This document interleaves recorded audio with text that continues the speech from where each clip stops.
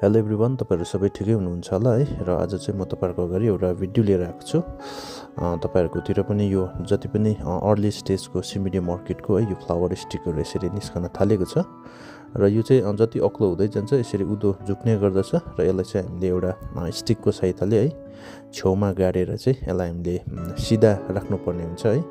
र हामीले त्यसो गर्नाले चाहिँ भोलि पर्सि यसको जब फ्लावर यो बडहरु फुट्न थाल्छ तब चाहिँ एउटा मजाको देख्ने गर्दछ है। तपाईले यतिकै छोड्नु भयो भने चाहिँ यो चाहिँ जब यो फुल्छ त्यो टाइममा चाहिँ यो त्यस्तो राम्रो देखिँदैन है। त्यो भएको कारणले गर्दा म आज त्यो यो जुन चाहिँ फ्लावर स्टिक छ यसलाई यसरी स्टिक हालेर साइडबाट है एक्स्ट्रा स्टिक हालेर चाहिँ म लाउन गइरहेको छु है। र यो स्टिक गाडिसकेपछि चाहिँ यसलाई बान्नु पर्ने हुन्छ जग्गा जग्गा र बान्दा चाहिँ तपाईले जति पनि यो अर्किडकै जति पनि यो पुरानो पत्ताहरू लिफलाई यसरी तपाईले गरेर तपाईले बान्न सक्नुहुन्छ है।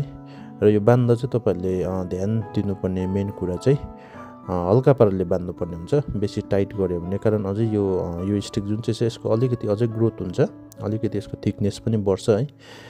र त्यो भएको कारणले गर्दा तपाईले यो हल्का पाराले बान्नु पर्ने हुन्छ, अलिकति लुज छोड्नु पर्ने हुन्छ है।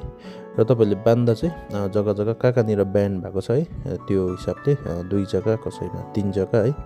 र अझै लामो स्टिक छ भने तपाईले 4 जग्गा पनि बान्न सक्नुहुन्छ है। जसरी यहाँ भिडियोमा देखिरहनु भएको छ त्यसरी तपाईले बान्न सक्नुहुन्छ।